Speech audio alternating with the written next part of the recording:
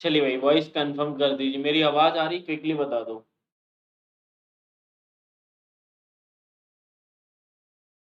मेरी आवाज़ आ रही? क्विकली बताओ। हाँ जी। कुछ लोग कल की क्लास का कह रहे थे कि सर हमें ऐसी क्लास थोड़ी देखनी थी, हमें लाइव देखना था। तो आज भाई लाइव है। एक बार वॉइस कंफर्म करो। फिर मैं चीज़ें स्टार्ट करता हूँ और इंट्रोडक्शन क्लासेस आप लोगों ने देख ली होगी और आज है लक्ष्य number 1। Thank you. Arya very good evening, good evening. चलिए भाई, तो पहले तो कमेंट बॉक्स में क्विकली जवाब दे दीजिए। क्या आप न्यू स्टूडेंट हैं? यानी आपने अभी बैच को ज्वाइन किया है या पहले से आप ज्वाइन थे, इन केस किसी रीजन की वजह से आपका एग्जाम क्वालिफाई नहीं हुआ था, अगेन क्लास ले रहे हैं। अगर आप न्यू हैं तो कमेंट बॉक्स में न्यू कर दीजिए। अगर आप डबल से क्लास ले रहे हैं तो अगेन, मतलब सर हम दोबारा से ले रहे हैं, तो अगेन कमेंट कर दीजिए। और हाँ, एक चीज मैं आपसे और बोलना चाहता हूँ, जिन स्टूडेंट का एग्जाम क्वालिफाई नहीं हो रहा है वो आज मुझे फोन करें, सर हमारा एग्जाम क्वालिफाई नहीं हुआ। तो जब मैं उनका चैट देखता हूँ व्हाट्सएप पर, तो मैं एक चीज देख रहा हूँ कि उन्होंने बैच तो लिया था लेकिन उस बैच का मुझे सिंगल अपडेट नहीं दिया। कैसे? यानी हमने क्लास में पढ़ाया, उसका कोई रेस्पॉन्स नहीं, आपके पास लिंक पहुंचा, आपने पढ़ा या ना पढ़ा, हमको कोई अपडेट आपने नहीं किया था। जैसा कि आप सभी को पता है, या फिर नहीं पता, तो जैसे जैसे आप आगे चलोगे तो आगे चलते ही आप सीधे बढ़ते जाएंगे और समझते जाओगे कि एक्चुअली में कैसे जाते हैं हम। सर न्यू स्टूडेंट है अगेन? हाँ जी, न्यू स्टूडेंट है जी, दोनों प्रकार के स्टूडेंट हैं। हाँ जी, ठीक है, ठीक है, ठीक है, दोनों प्रकार के न्यू हैं। तो न्यू को तो थोड़ा सा जैसे जैसे आगे बढ़ेंगे उनको समझ में आ जाएगा। अब जिन्होंने पहले से ले रखा है वो लोग जानते हैं कैसे क्या। लेकिन मैं सभी से एक बात बोलना चाहता हूँ, चाहे आप पुराने हो चाहे आप न्यू स्टूडेंट हैं, आपको क्लास में जो भी टास्क दिया जाए, मैं क्लास में जानबूझ के कुछ चीजें तो छोड़ता हूँ, कुछ चीजें जानबूझ के छोड़ता हूँ, जिससे ये पता चलता है कि वो आपने कंप्लीट की, इसका रिप्लाई आप मुझे व्हाट्सएप करते हो। इसीलिए मैंने हर वीडियो में आपका अपना व्हाट्सएप नंबर देता हूँ, इसमें भी दिया है और आपके पास अवेलेबल है, क्योंकि लिंक मिली है तो व्हाट्सएप तो होगा ही होगा आपके पास। ठीक है ना? हाँ जी, ठीक है, आप कॉन्टेक्ट कर लीजिएगा, अनुराग नंबर है मेरा, तो मैं आपको बता दूँ। ठीक है, समझ में आ गया? और एक चीज और है भाई, क्लास तो आप देख रहे हो, अच्छी बात है, लेकिन क्लास में जो टास्क दिया जा रहा है वो आप मुझे कंप्लीट करके बताओगे। दूसरा, एक मैंडेटरी टास्क मैं आपको दे रहा हूं जो हर स्टूडेंट को मुझे बताना होगा, हर स्टूडेंट। जैसा मैं थोड़ा सा क्लास का स्ट्रक्चर समझा देता हूं फिर हम आगे बढ़ेंगे। वैसे तो मैंने कल के वीडियो में आपको काफी कुछ समझाया था, लेकिन थोड़ा सा समय लेके अभी मैं एक चीज आपको समझाना चाहता हूं, वो मैं समझा देता हूँ, उसके बाद में क्लास आगे बढ़ाऊंगा। देखो स्ट्रक्चर क्या है कि कोई भी टॉपिक हो, टॉपिक समथिंग समथिंग हमारी डेली क्लासेस रहेगी, डे में तो कोई दिक्कत नहीं है, लेकिन टॉपिक, जब भी कोई टॉपिक, जैसे आज हमारा कंप्यूटर सिस्टम है, आज हमने जो टॉपिक उठाया है वो हमारा कंप्यूटर सिस्टम है, जिसे आप लोग फंडामेंटल के नाम से जानते हैं। किसके नाम से? फंडामेंटल। स्टार्टिंग में हम कंप्यूटर के बारे में पढ़ेंगे। वैसे एक चांस था कि एमएस ऑफिस को स्टार्ट करना चाहिए था, बट मैंने एमएस ऑफिस स्टार्टिंग में इसीलिए नहीं लिया क्योंकि जैसे कंप्यूटर फंडामेंटल एक ऐसा पार्ट होता है जो ऐसा तो है नहीं कि आज ही सारे स्टूडेंट ने ज्वाइन कर लिया है, आज से 10 दिन बाद भी बहुत सारे स्टूडेंट ज्वाइन करेंगे, 15 दिन बाद भी करेंगे, तो कम से कम ये टॉपिक उनका पढ़ा हुआ होता है। तो एमएस ऑफिस अगर मैं स्टार्टिंग में ही स्टार्ट कर दूंगा तो वो topic most of the case में स्टूडेंट की प्रॉब्लम रहती है, तो प्रॉब्लम पहले ले ली तो उनका ऑलरेडी बर्डन हो जाएगा। तो इसलिए सबको चांस देते हैं और क्लासेस लेंगे तो बता देंगे भाई ज्वाइन करोगे तो अभी ज्वाइन कर लो, बाद में फिर आपका लॉस है, क्योंकि स्टूडेंट लेट ज्वाइन करेगा तो इसमें टीचर का कोई लॉस नहीं होता, लॉस स्टूडेंट का होता है। ठीक है 6 बार देखो, विनोद 6 बार दिया हो या 10 बार दिया उससे फर्क नहीं पड़ता है। फर्क ये पड़ता है कि आपने जो कंटेंट फॉलो किया, और कुछ स्टूडेंट ऐसे भी हैं जो कंटेंट तो फॉलो कर रहे हैं, लेकिन वही है ना कि मॉक टेस्ट लगा रहा, सीरियस नहीं लगा रहे, यानी मॉक टेस्ट को मॉक टेस्ट मान रहे हैं। जबकि जब मॉक टेस्ट देते हैं तो हम क्लियर कहते हैं कि पेपर वाली फीलिंग आपको देगा, लेकिन पेपर मानोगी नहीं तो फीलिंग कैसे देगा। यानी प्रॉब्लम पता है क्या है, जब आपने मॉक टेस्ट लगाते हो तो मॉक टेस्ट को आप पूरा 1 घंटा पर टाइम नहीं देते, जबकि पता है कि 75 मिनट का पेपर है, 75 मिनट और क्वेश्चन कंप्लीट रहते हैं। ऐसा नहीं कि आप 60 मिनट आपको दी जाए, पूरा 75 रहता है, लेकिन यहाँ पर देते ही नहीं है। और सबसे गंदी बात ये कि आप मुझे रिपोर्ट शेयर नहीं करते, तो रिपोर्ट जब तक नहीं बताओगे तो डॉक्टर को जब तक रिपोर्ट नहीं दिखाओगे तो वो नहीं बता पाएगा कि आपकी एक्चुअली में दिक्कत क्या है। ठीक है चलिए वापस आते हैं, तो ये समय समय पर आपको डोज मिलता रहेगा, तो इस चीज को ध्यान से सुनते रहना। मैं चलता हूँ जैसे आज पहला टॉपिक है, किस स्ट्रक्चर में हमारी क्लास चलेगी, विद इन 2 मिनट में आपको समझाता हूँ, फिर हम क्लास स्टार्ट करेंगे। आज क्लास थोड़ी सी लंबी जाएगी, यानी 1 से सवा घंटे की जा सकती है। चलिए तो सबसे पहले तो आपकी पर्टिकुलर टॉपिक की थ्योरी कराएंगे हम लोग। थ्योरी थ्योरी का यानी पहले कोई भी टॉपिक जैसे कंप्यूटर सिस्टम है, थ्योरी होगा, थ्योरी के 2 माध्यम है। पहला जो आप वीडियो सुन रहे हैं यानी वीडियो के द्वारा होगा, प्लस पीडीएफ, यानी नोट्स भी दिए जाएंगे आपको, नोट्स भी, पीडीएफ नोट्स भी हम आपको देंगे, तो उनसे दोनों से आप रीड कर सकते हो, लेकिन कम से कम दोनों से पढ़ जरूर। जैसे आपने वीडियो सुन लिया तो एक बार पीडीएफ पढ़ लो, मुश्किल से 5 से 6 मिनट लगेंगे पढ़ने में, पढ़ जरूर लो। ठीक है ना, पहला पार्ट। दूसरा, जैसे ही टॉपिक थ्योरी कंप्लीट हुआ उसके बाद हम आपको प्रैक्टिस क्वेश्चन देते हैं। क्या देते हैं? प्रैक्टिस एमसीक्यू देते हैं। किसमें? पीडीएफ में।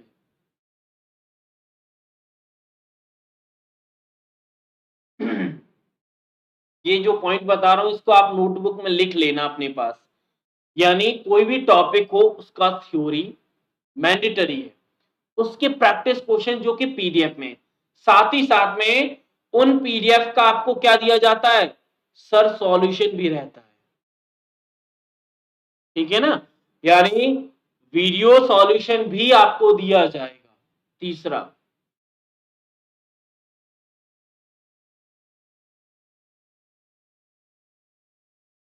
क्विज टेस्ट, यानी जब तक आप किसी टॉपिक की ये तीनों चीजें नहीं करेंगे तब तक वो टॉपिक आपका कंप्लीट नहीं माना जाएगा। ध्यान रखना, जब भी आप कोई टॉपिक पढ़ो इन फ्यूचर, कोई भी टॉपिक, उसका थ्योरी आपने वीडियो में देखा, बोलो यस। आपने प्रैक्टिस क्वेश्चन एमसी पीडीएफ में लगाए, बोलो यस।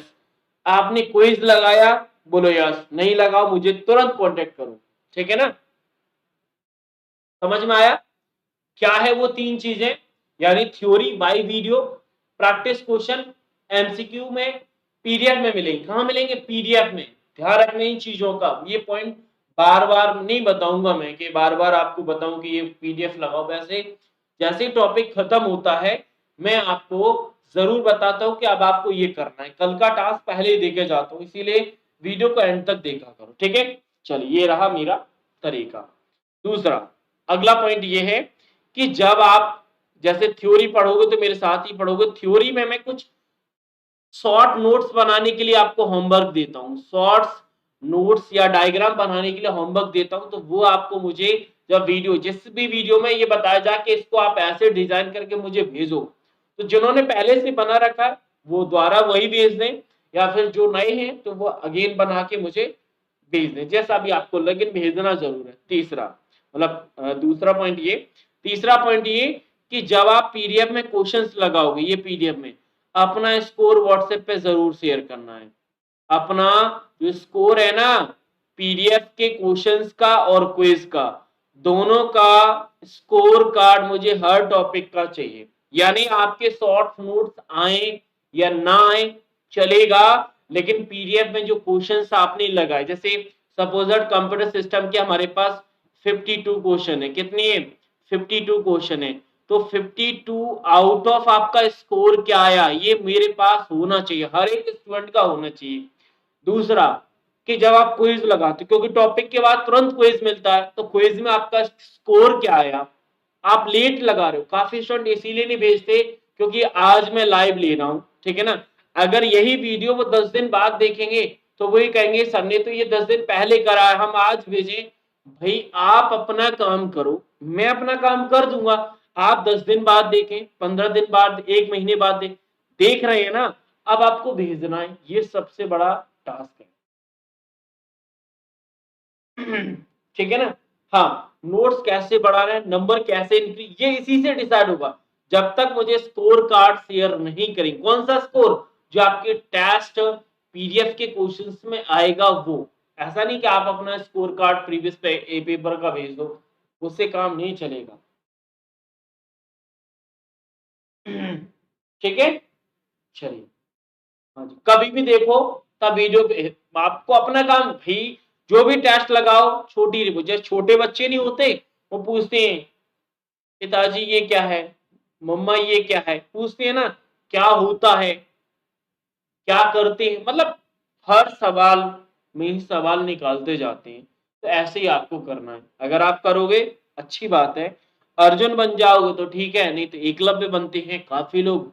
अब देख लीजिए, आपको अर्जुन बनना है, एकलव्य बनना है, क्वालिफाई दोनों होते हैं, लेकिन अर्जुन बन जाओगे तो ज्यादा चीजें क्लियर हो जाएंगी, फ्यूचर में ज्यादा उसका यूज होगा। ठीक है, चलिए अब करते हैं अपने सेशन की शुरुआत। ठीक है, ये जो थोड़ा सा प्रवचन टाइप का था, इम्पोर्टेंट है इसीलिए दिया, नहीं तो कोई किसी को नहीं है, ना तो सुनने की जरूरत है ना मुझे देने की जरूरत है, बट जरूरी होता है इसीलिए चीजें बताई जाती हैं। तो क्या समझ में आया, यानी आपको स्कोर कार्ड मुझे शेयर करना होगा हर टाइम, यानी मिनिमम, और जिन स्टूडेंट की भाई जॉब है, क्योंकि जॉब वालों की स्पेशली गुजारिश है उनसे कि उनका पेपर सबसे इम्पोर्टेंट है क्वालिफाई करना, क्योंकि कुछ लोगों के पास तो एक ही चांस है, मेरे पास जैसे लोग जुड़े हुए हैं,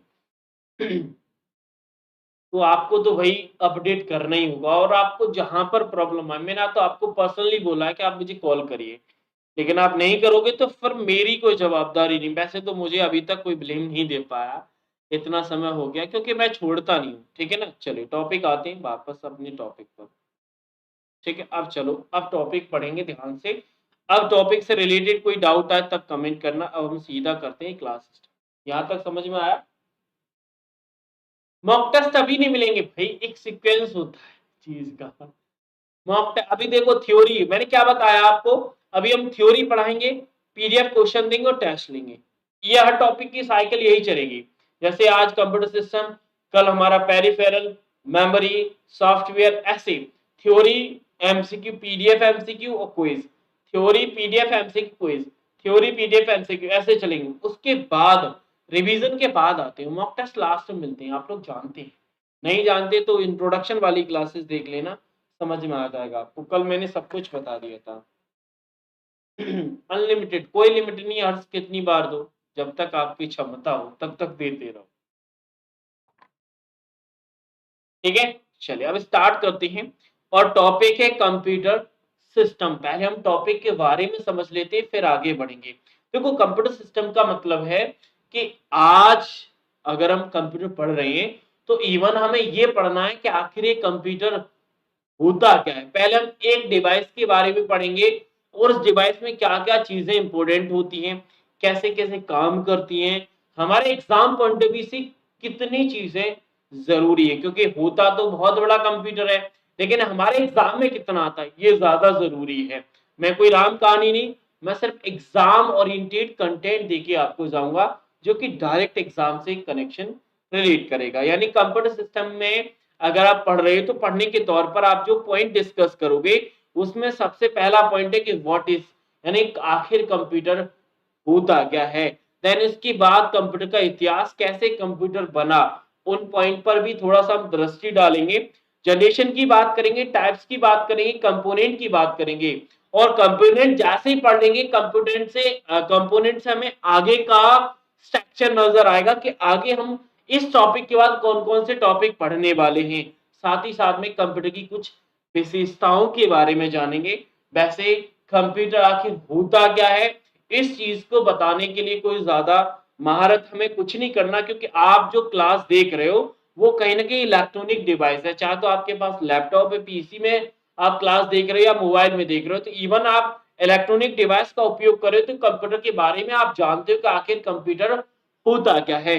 फिर भी अगर आप किताबी पॉइंट ऑफ व्यू से जानना चाहते हो तो कंप्यूटर ऐसा हमारे पास इलेक्ट्रॉनिक डिवाइस है जहां पर हम रॉ डेटा का इनपुट कराती हैं और उस डेटा को प्रोसेस होने के बाद हमें आउटपुट आउटपुट के मतलब रिजल्ट आउटपुट के फॉर्म में मिलता है।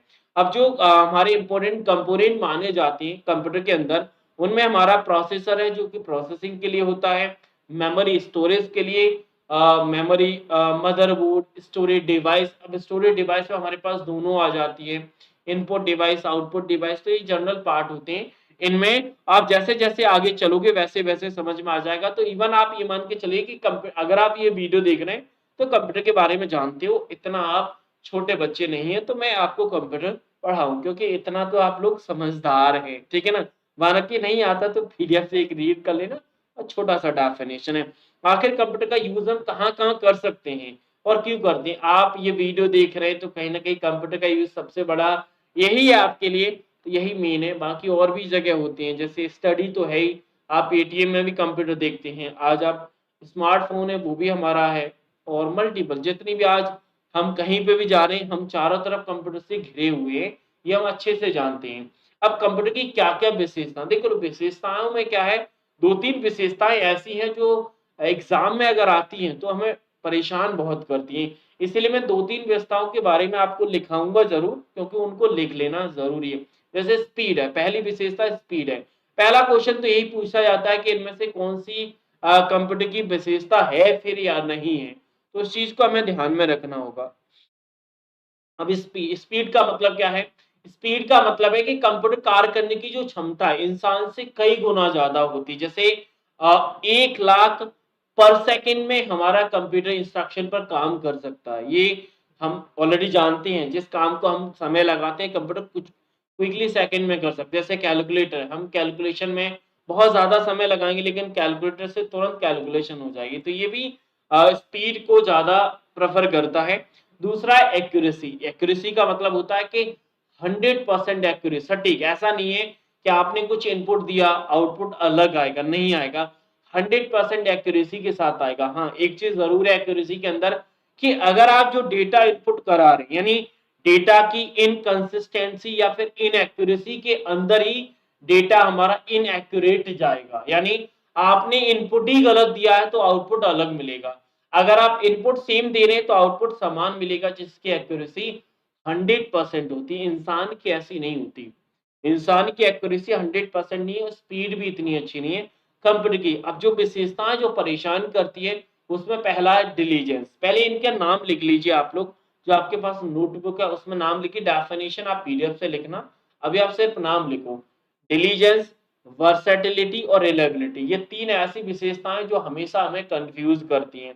लेकिन उन पर जाने से पहले हम बाकी 2 की भी बात कर लेते हैं, जैसे ऑटोमेशन।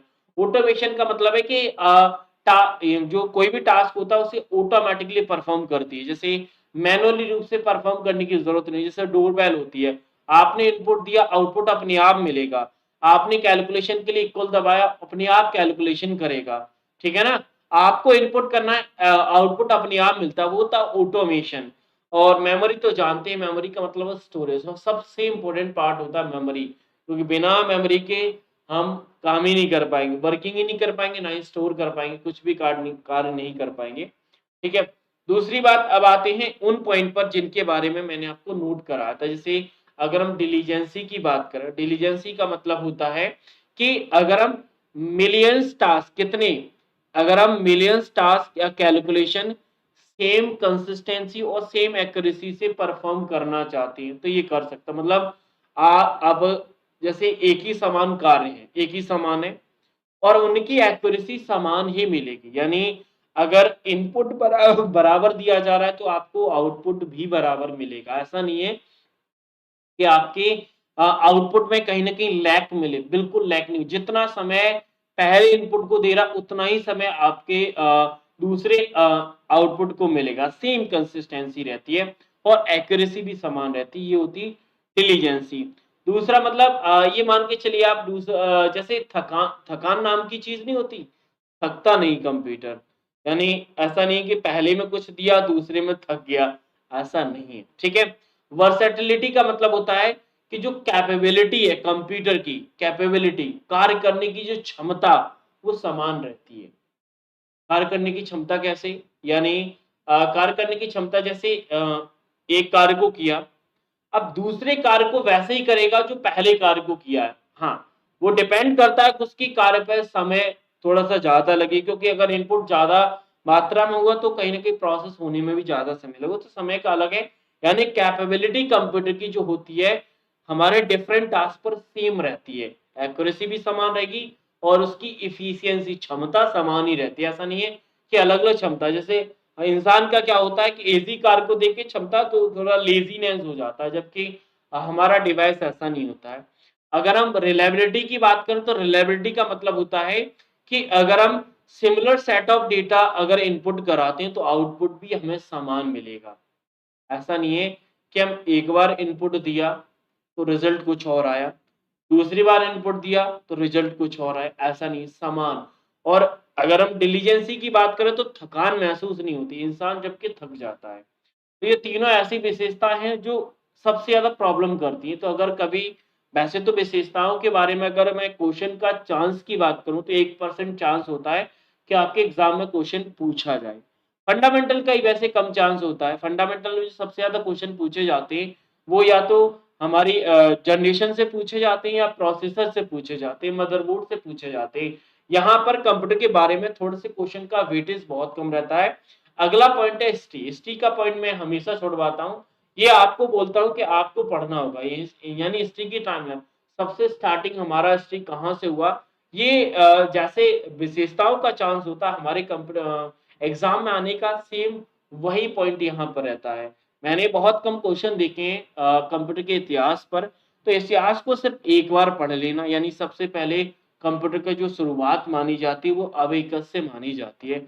बस आप इतना याद रखना। उसके बाद इनका जो सीक्वेंस है उसको पकड़ ले। जैसे पास्कलाइन के बाद हमारा जैसे स्टेप रैगनारोक आया था, उसके बाद डिफरेंट इंजन कब आया था, इनका ईयर भी लिखा है, किसने डेवलप किया था, डिजाइन किया था, तो ये सब लिखे हैं। तो ये ऐसे पॉइंट है जो कभी ना कभी एग्जाम में पूछ ले जाते हैं। आप एक बार दे, डिफरेंट इंजन के बाद आपका एनालिटिकल इंजन आया, फिर टैबलेटिंग मशीन आया, डिफरेंट एनालाइजर आया, उसके बाद मार्क वन आया, जो कि लेटेस्ट में कंप्यूटर का इतिहास जो है, कंप्यूटर की जो शुरुआत है वो मार्क वन से ही मानी जाती है। यानी मॉडर्न जो कंप्यूटर है वो मार्क वन से माना जाता है, और जो हमारा मतलब ओल्डेस्ट कंप्यूटर वो हम अबेकस से मानते हैं। बाकी इसकी जो टाइमलाइन है उसको एक बार रीड कर लेने, एक बार से काम हो जाएगा, ज्यादा दिमाग लगाने की जरूरत नहीं पड़ेगी आपको, ठीक है। कर लोगे ना इतना, इतिहास की एक बार पढ़ना, ज्यादा नहीं पढ़ना। अब हम आते हैं मेन पॉइंट पर जिसके बारे में स्टूडेंट को ज्यादातर परेशानी होती है, वो है जनरेशन ऑफ द कंप्यूटर, ठीक है ना। अब जनरेशन ऑफ द कंप्यूटर को मैंने बहुत आसान कर दिया है। इसमें मैंने क्या किया है, मैंने आपको जनरेशन का जो, जैसे 5 जनरेशन है, अगर पूछा जाए कितनी जनरेशन है, सर 5 होती है, ठीक है। अब इन पांचों जनरेशन को मैंने कैटेगराइज कर दिया। पहला, यानी उनको मैंने टाइम के आधार पर टेक्नोलॉजी, लैंग्वेज, मेमोरी, हमारी मेजरमेंट स्पीड और कुछ इंपोर्टेंट पॉइंट, जैसे फर्स्ट में हमारे पास वो इंपोर्टेंट डिवाइस रहती हैं जो कहीं ना कहीं हम फर्स्ट जनरेशन में देखते हैं, और उसके बाद सेकंड जनरेशन में कुछ इंपोर्टेंट पॉइंट, थर्ड में, ऐसे हम चलते चले जाते हैं। बाकी इसका भी अगर आप बुक में देखोगे तो बहुत अच्छी अच्छी टेबल मिल जाती हैं आपको। लेकिन अगर आप शॉर्ट में पढ़ना चाहते हो, मतलब शॉर्ट में, तो उसका भी मैं आपको तरीका बता दूं, पहले मैं पढ़ा देता हूँ। उसके बाद आपको अगर शॉर्ट में टेबल बनानी है तो कैसे बनानी, उसका फिगर आपको मुझे व्हाट्सएप करना होगा, जैसे मैं अभी आपको देके जाऊंगा। लेकिन पहले पढ़ लेते हैं। लेकिन पढ़ने से पहले ये आपके जो 6 की 6 नहीं, कम से कम 5 कैटेगरीज आपको याद होनी चाहिए। यानी जनरेशन को हमने 5 कैटेगरी के फॉर्म में कैटेगराइज किया है। पहला, समय काल, यानी उसका टाइम एरा क्या है। दूसरा, टेक्नोलॉजी कौन सी यूज हुई थी। तीसरी, लैंग्वेज कौन सी है। चौथा, मेमोरी। पांचवा हमारा मेजरमेंट स्पीड, ठीक है ना। छठवां ऐसा पॉइंट है जो एडिशनल हर जनरेशन में अलग अलग ऐड होता है, इसलिए 5 कैटेगरी को हम मेन मान के चलते हैं। तो पहले बात करते हैं समय काल की। तो समय काल जुड़ा हुआ है, आपको अलग अलग जगह पर हो सकता है अलग अलग मिल जाए। जैसे अगर हम फर्स्ट जनरेशन के समय काल की बात करें तो ये 1946 या 1940 से लेकर कभी-कभी 1946 भी मिल जाएगा, 1940s भी मिल जाएगा, आपको अलग 1955 तक माना जाता है, काफ़ी जगह 59 भी आपको मिल जाता है, तो इसका हमेशा कन्फ्यूज़न ही रहता है, ठीक है? तो ये समय काल है, बाकी आगे बढ़ते जैसे अगर ये फर्स्ट जनरेशन का हो गया, अगर आप सेकंड की बात करोगे तो 1956 से लेकर 1965 तक जाता है। अगर हम थर्ड जनरेशन की बात करें तो 66 से लेकर 1970s तक जाता है। फोर्थ जनरेशन की बात करें तो 71 से लेकर 80s तक जाता है और अगर आप फिफ्थ जनरेशन की बात करोगे तो 1991 से आज तक की टाइम काल है वो हमारा फिफ्थ जनरेशन में चलता है, ठीक है ना? तो एक समय जुड़ा हुआ है, यानी एक रेंज है। जैसे अगर मैं पूछूं तो 50s का जो एरा है, 50s का कौन सा, 1950s का जो एरा है 50s वाला, ऐसे है 50s लिखा, वो फर्स्ट जनरेशन का है। 1960s का जो एरा है वो हमारे सेकंड जनरेशन का है। सेकंड और हाँ, सेकंड का और थर्ड का दोनों का माना जाता है। और 1970s का जो एरा है वो फोर्थ का है। और फोर्थ के बाद समझ में आ रहा है कि मैं 60 और 70s क्या कह रहा हूँ? फिर से देखो, 50s का मतलब है कि 1951 से 51 से स्टार्ट हुआ, तो ये होता है 60s 70s। 60s वाले में दो आ जाती है, हमारा सेकंड जनरेशन भी आता है और थर्ड जनरेशन भी आता है, ठीक है? चलिए, तो आई थिंक समय काल आपको समझ में आ गया होगा कि रेंज कैसे चल रही है। रेंज एक दूसरे से जुड़ी हुई है।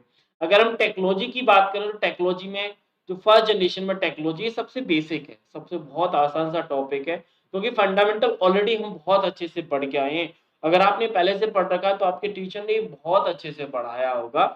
टेक्नोलॉजी की बात करें तो वैक्यूम ट्यूब है। अगर हम लैंग्वेज की बात करें तो लो लैंग्वेज, जिसे मशीन लैंग्वेज भी कहते हैं। और मेमोरी की बात करें तो पंच कार्ड और हमारा पेपर टैप पहली जनरेशन में यूज हुआ था। अगर हम स्पीड की बात करें तो मिली सेकेंड है। क्या है? मिली सेकेंड। बाकी अगर हम जो 6 पॉइंट की बात कर रहे थे, फर्स्ट जनरेशन ही ऐसी जनरेशन है जिसमें आपको ये याद करना है कि पहले जनरेशन में कौन-कौन सी डिवाइसेस यूज हुई थी। जैसे हमारा पहली डिवाइस है ENIAC, ED, VAC, UNIVAC, IBM का 701 और 750, ये IBM के वर्जन है। यानी पहला इलेक्ट्रॉनिक जो कंप्यूटर है, पहला डिजिटल कंप्यूटर है, पहला डेटा प्रोसेसिंग मशीन है, तो ये हमारे पहले जनरेशन में आई थी। यानी जो फर्स्ट होता है ना, इसीलिए मैंने आपसे पहले ही बोला कि फर्स्ट जनरेशन में ही सिर्फ आपको डिवाइसेस याद करनी है, बाकी दूसरी में नहीं करनी है। इसके पीछे रीजन ये कि पहली जो डिवाइस है, चाहे तो पहला डिजिटल कंप्यूटर हो, पहला इलेक्ट्रॉनिक कंप्यूटर हो, पहला हमारे पास डेटा प्रोसेसिंग मशीन हो, तो ये यहीं पर आए थे, इसीलिए पहले का ज्यादा रोल रहता है। इसीलिए फर्स्ट जनरेशन की जो डिवाइस है उसे हम ज्यादा ध्यान से देखते हैं, ठीक है? अगर हम ऑपरेटिंग सिस्टम की बात करें तो पहला ऑपरेटिंग सिस्टम फर्स्ट जो बैच ऑपरेटिंग सिस्टम है वो पहला और दूसरी दोनों में माना जाता है, लेकिन बैच ऑपरेटिंग सिस्टम को हम पहले में ही लिखते हैं। काफी जगह पे आपको सेकंड में भी मिल जाएगा, लेकिन आप पहले में लगाओगे ज्यादा बेहतरीन रहेगा। अगर हम सेकंड में जाएं, अब जैसे पहला समझ में आ गया तो सेकंड अपने आप आ जाएगा, क्योंकि एक कड़ी से दूसरी कड़ी जुड़ी हुई है। अभी देखा आपने 19 59 था और 59 से आगे बढ़ जाओगे 65 हो जाएगा। मैंने 67 56 लिखाया था, बट एरा पहले का चेंज होता रहता है, उसमें कोई दिक्कत वाली बात नहीं। बट एक रेंज पूछी जाती है, इसीलिए हमारे लिए आसान होता है। पर्टिकुलर कोई ईयर नहीं पूछा जाता है कि कौन सा जनरेशन का है, तो रेंज पूछी जाती है, इसीलिए इनमें ज्यादा दिक्कत नहीं आती।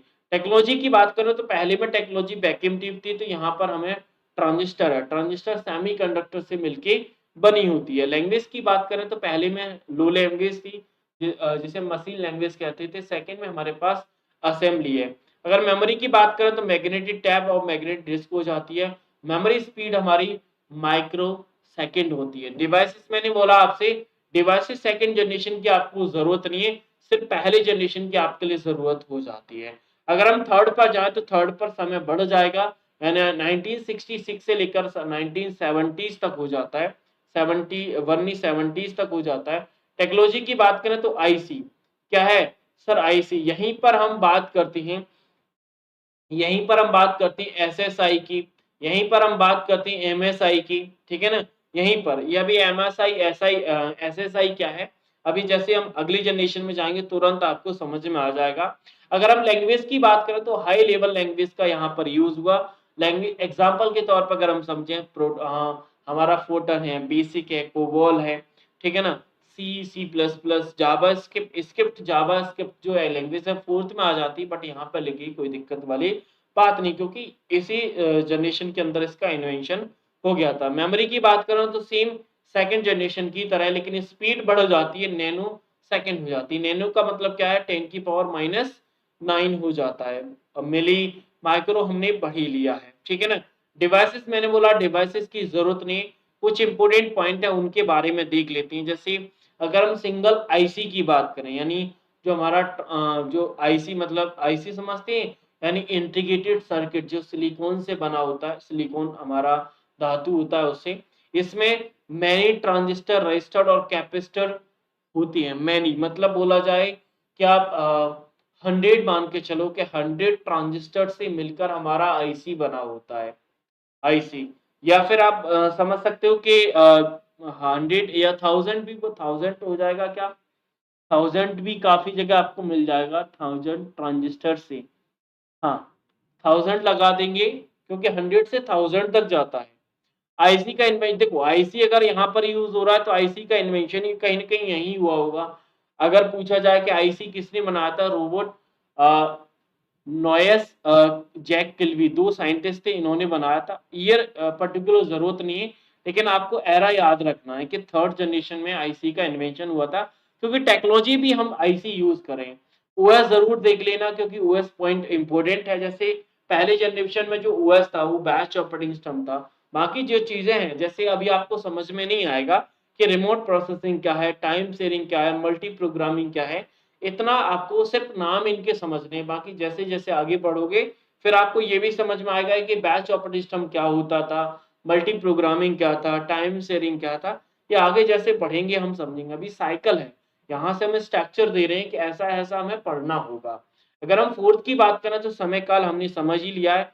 टेक्नोलॉजी की बात करें, टेक्नोलॉजी को आगे बढ़ाया, वीएलएसआई आया। वीएलएसआई क्या था, यानी हमारे जो थर्ड जनरेशन में एसएसआई था, एमएसआई था और एक और था एलएसआई, जिसे हम बोलते हैं लार्ज स्केल इंटीग्रेशन। वही फोर्थ जनरेशन में ये वेरी लार्ज हो जाता है, जिसे हम माइक्रो प्रोसेसर का नाम देते हैं। किसका नाम देते हैं, वीएलएसआई का फुल फॉर्म क्या होता है, एक बार कमेंट बॉक्स में मुझे बता दीजिए। हाँ, पीडीएफ सब कुछ मिल जाएगा, एक बार स्टडी ध्यान से सुन लीजिए। वीएलएसआई का फुल फॉर्म होता है वेरी लार्ज स्केल इंटीग्रेशन, ठीक है ना। हम जो आईसी यूज कर रहे थे, आईसी में हमारा एसएसआई, एमएसआई और एलएसआई तीनों के तीनों यूज हो जाते हैं। लैंग्वेज की बात करें तो स्क्रिप्टिंग, जैसे थर्ड में हाई लेवल थी, यहाँ पर स्क्रिप्टिंग आ जाती है। जैसे पर्ल, पाइथन, हमारा पीएचपी होता है, रूबी है, एक्सक्यूएल है, जावा स्क्रिप्ट, ये हमारे सीधी फोर्थ जनरेशन में आ जाती है, जो कि स्क्रिप्टिंग लैंग्वेज है। अगर मेमोरी की बात करें तो सेमीकंडक्टर मेमोरी है। स्पीड की बात करें तो पीको, पीको का होता है 10 की पावर -12 हो जाता है, ठीक है ना। आगे डिवाइसेस, मैंने बोला डिवाइसेस की जरूरत नहीं है। हाँ, सुपर कंप्यूटर हमारी फोर्थ जनरेशन में ही आए थे। अगर आप इस पॉइंट के साथ जाते हो तो समझ में आ जाएगा। बाकी अगर माइक्रो प्रोसेसर की बात करें तो ये माइक्रो प्रोसेसर आप आगे समझ जाओगे। पीसी का एरा है, जो पीसी पर्सनल कंप्यूटर हमारा जीयूआई इंटरफेस जो आया था वो यहीं पर आया था। ऑपरेटिंग सिस्टम की बात करें तो टाइम शेयरिंग पहले से था, लेकिन रियल टाइम और डिस्ट्रीब्यूटिंग ऑपरेटिंग सिस्टम हमारे फोर्थ जनरेशन में इन्वेंशन हो गया था। लास्ट है हमारे पास फिफ्थ जनरेशन, जो कि टेक्नोलॉजी चल रही है। फिफ्थ जनरेशन की अगर हम बात करें तो यहाँ पर समय काल है। टेक्नोलॉजी की बात करें यूएलएसआई, यानी और उसे अपग्रेड करके हमने अल्ट्रा लार्ज कर दिया। लैंग्वेज की बात करें तो नेचुरल लैंग्वेज है, या फिर ऑटोमेटिक कोड जनरेशन लैंग्वेज है, ऑब्जेक्ट ओरिएंटेड लैंग्वेज है, जिसमें हमारे पास मरकरी है, ओपीएस 5 है, प्रोलॉग है। ये वो लैंग्वेज है जो हमारी फिफ्थ जनरेशन में यूज होती है। यानी टोटल अगर बेस में देखा जाए तो एआई वाली जो लैंग्वेज है, एआई बेस्ड, वो कहीं ना कहीं फिफ्थ जनरेशन में यूज करते हैं। इस अगर हम मेमोरी की बात करें तो ऑप्टिकल और वर्चुअल दोनों आ जाती हैं इसी में। और डिवाइसेस की ज़रूरत नहीं, क्योंकि आज जो डिवाइसेस आप यूज़ कर रहे हो, चाहे तो हमारा अल्ट्राबुक हो, नोटबुक हो, क्रोमबुक हो, लैपटॉप हो, पीसी हो, ये कहीं न कहीं हमारे लेटेस्ट की जनरेशन में बहुत अच्छे से हम जानते हैं। जो लैंग्वेज पढ़ी थी जैसे मरकरी है, मरकरी के बारे में प्योर लॉजिकल प्रोग्रामिंग लैंग्वेज है। अगर हम ओपीएस 5 की बात करें तो इसका फुल फॉर्म होता है ऑफिशियल प्रोडक्शन सिस्टम। प्रोलॉग की बात करें प्रोग्रामिंग लॉजिक होता है। ये तीनों का फुल फॉर्म है। कभी पूछा जाता है इसीलिए मैंने यहाँ पर मेंशन कर दिया है। अब इतनी बड़ी गाथा थोड़ी-सी आपको समझ में नहीं आई होगी, लेकिन मैं आपको एक चीज़ आपको आपकी मदद कर देता हूँ। मदद कैसे? मदद सिंपल तरीके से है, मदद तो मदद होती है। उसमें सिंपल एक चीज़ फ़ॉलो करनी है। फ़ॉलो क्या करनी है कि जब आप लिखोगे, यानी इस चीज़ को आप अपनी नोटबुक में लिखोगे तो ऐसे लिखोगे तो बहुत बड़ा काम हो जाएगा। आपको सिंपल वे में लिखना है और सिंपल वे में कैसे लिखना है ये मैं आपको बता देता हूँ। ये रहा। ऐसे टेबल बनानी है आपको और मुझे बना के व्हाट्सएप पर शेयर करना है। समझ में आ रहा है कैसे बनानी? मैंने काफ़ी लोगों को बना के भेजी भी है, लेकिन आप लोगों का देखो, यहाँ पर देखो जनरेशन है, यहाँ पर समय काल मैंने पूरी तरीके से लिख दिया है, टाइम, ठीक है ना? यहाँ पर टेक्नोलॉजी लिखा है, यहाँ पे प्रोग्रामिंग लैंग्वेज लिखा है, मेमोरी लिखा है, स्पीड लिखा है और कुछ इम्पोर्टेंट पॉइंट हैं। जैसे पहली जनरेशन में हमारे पास तीनों डिवाइसेस थी और बैच ऑपरेटिंग सिस्टम था। तीसरी में हमारे पास ऑपरेटिंग सिस्टम आए और फोर्थ में भी ऑपरेटिंग सिस्टम आए। कुछ इंपॉर्टेंट पॉइंट भी थे जो मैंने नहीं लिखे, लेकिन आप लोग लिख सकते हैं, ठीक है? समझ में आया? हाँ जी, आ गया समझ में? तो ये ऐसा चीज है जो थ्योरी बेस्ड ज्यादा और फंडामेंटल में थ्योरी ज्यादा चलती है, यानी कहानी ज्यादा चलती है। फिर टेक्निक मतलब इसका ऐसा कोई पर्टिकुलर प्रैक्टिकल नहीं कि मैं आपको इसका प्रैक्टिकल दिखा दूं कि पहले में वैक्यूम ट्यूब था ऐसा। हाँ, इमेज फॉर्म में आप देख सकते हैं, लेकिन जरूरत नहीं इमेज फॉर्म की। जैसे कि इमेज की ज़रूरत पड़ेगी, उसका इमेज फ़ोटो मैं आपको ज़रूर दिखाऊँगा, ठीक है? हाँ जी, very large scale integration, very good. थोड़ा स्पेलिंग गलत हो गया उसमें मेरा, ठीक है, कोई दिक्कत नहीं। चलो आगे चलें। हाँ जी, आगे चलते हैं। अब बात करते हैं दूसरा, यानी ये सेकंड लास्ट पॉइंट है हमारे कंप्यूटर सिस्टम का, यानी टाइप ऑफ कंप्यूटर। अगर जनरेशन से क्वेश्चन नहीं आया तो टाइप ऑफ कंप्यूटर से ज़रूर आता है। अगर फंडामेंटल आपके मतलब एग्ज़ाम में वेटेज रखा क्वेश्चंस के तौर पर तो ऐसा ज़रूर नहीं आएगा ही आएगा। जब हम टाइप ऑफ कंप्यूटर की बात करते हैं तो कंप्यूटर को हमने 2 टाइप से कैटेगराइज़ किया है। पहला डेटा हैंडल के आधार पर, दूसरा साइज के आधार पर। अगर हम डेटा हैंडलिंग की बात करें तो डेटा हैंडलिंग के लिए हमारे पास 3 कंप्यूटर होते हैं, एनालॉग, डिजिटल और हाइब्रिड। अगर हम साइज के आधार पर बात करें तो 5 कंप्यूटर हम पढ़ते हैं, माइक्रो, मिनी, मेनफ्रेम, सुपर और वर्क स्टेशन, ये 5 पढ़ते हैं। पहले हम बात करते हैं जो डेटा को हैंडल करते हैं, जैसे एनालॉग है। अब एनालॉग कंप्यूटर बहुत जगह आप देखते हो, एनालॉग भी देखते हो, डिजिटल भी देखते हो, आपने हाइब्रिड भी देखा है। बस आपको उन चीज़ों के साथ रिलेट कराना है, उन चीज़ों के साथ रिलेट कराना है। अब जैसे अगर एनालॉग की बात करें तो ऐसा कंप्यूटर जो एनालॉग डेटा को प्रोसेस करने के लिए डिज़ाइन किया गया है। एनालॉग डेटा निरंतर डेटा मतलब लगातार बदलता रहता है। ये कंटीन्यूअस ऐसा नहीं कि बिल्कुल एक्यूरेट रहे, ये हमेशा एक्यूरेट नहीं रहता। मतलब जैसे एग्जांपल है आपका जो स्पीडोमीटर है, आप जो फोर व्हीलर यूज करते हैं, आप जो टू व्हीलर यूज करते हैं, वहां पे आपने स्पीडोमीटर देखा होगा, स्पीडो जिसमें, अब मैं सिंपल फॉर्म में बताऊं, आपकी जो घड़ी है, जो वॉच है, आपकी वॉल वॉच है, वो 2 प्रकार की होती है। डिजिटल में होती है एक जो सुइयां होती हैं घड़ी में, कांटा जो होता है, कांटा वाली घड़ी, उसे हम एनालॉग कहते हैं। एनालॉग में आपका स्पीडोमीटर है, आपका जो टेम्परेचर दिखाता है, प्रेशर दिखाता है, जो करंट दिखाता है, ये हमारा एनालॉग कंप्यूटर के एग्जांपल्स हो जाते हैं। अगर हम डिजिटल की बात करें तो आज जो आप, जैसे बहुत सारी बाइक ऐसी है जिसमें स्पीडोमीटर हमारा डिजिटल में होता है। जैसे पल्सर एक ऐसी गाड़ी है जिसमें दोनों प्रकार के मीटर रहते हैं, डिजिटल भी रहता है और हमारे पास एनालॉग भी रहता है। बाकी आप जो फोर व्हीलर यूज करते हैं उसमें दोनों प्रकार के हमारे पास मॉनिटर आपको मिल जाएँगे। तो सिंपल सा फंडामेंटल है जिसमें स्क्रीन का यूज़ हो, डिजिटल स्क्रीन का। और डिजिटल में सिंपल एक चीज़ होती है कि यहाँ पर जो डेटा होता है, यहाँ पर जो स्टोरेज डेटा है वो 0 1 में होता है, बस ये मेन पॉइंट है। एनालॉग में ऐसा नहीं होता, ठीक है ना। यानी कैलकुलेशन ऑपरेशन हमेशा 0 1 में होगा। और अगर आपको स्पीडोमीटर समझ में आ गया तो आपको डिजिटल भी आ जाएगा। हाइब्रिड दोनों का देखो, हाइब्रिड का मतलब आप जरूर लिख लेना, दो टर्म आते हैं। एक तो हाइब्रिड, हाइब्रिड का मतलब होता है बोथ, दो या दो से अधिक, दो या दो से अधिक। और एक होता है हाइपर, हाइपर का मतलब होता है लिंक, हाइपर का मतलब होता है लिंक। ये दोनों शब्द आप अपनी नोटबुक में लिख लेना। हाइब्रिड का मतलब होता है दो या दो से अधिक, और हाइपर का मतलब होता है लिंक। जब भी हाइपर शब्द आए समझ जाना लिंकिंग की बात कर रहा है। हाइब्रिड का मतलब कॉम्बिनेशन की बात कर रहा है। यानी हाइब्रिड का मतलब है ऐसा कंप्यूटर जो डिजिटल और एनालॉग दोनों का कॉम्बिनेशन, दोनों फीचर्स को प्रोवाइड करता है। अब ऐसा कौन सा फीचर है, जैसे आप पेट्रोल पंप पे पेट्रोल डलाने जाते हो तो वहां पर जो यूज हो रहा है वो दोनों है।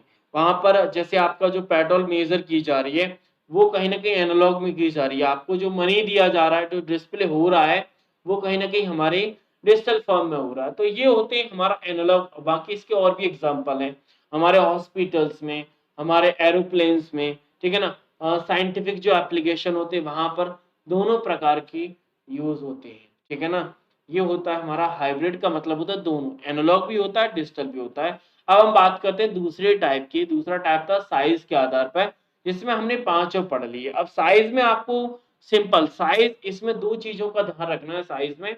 एक तो दूसरा साइज और दूसरा इनका जो कैपेबिलिटी है, यानी जो स्टोरेज क्षमता है, जो प्रोसेसिंग की क्षमता है, उन दोनों को ध्यान में रखता है। जैसे पहला है माइक्रो, माइक्रो में पहला पॉइंट है कि ये सिंगल यूजर होता है। क्या है?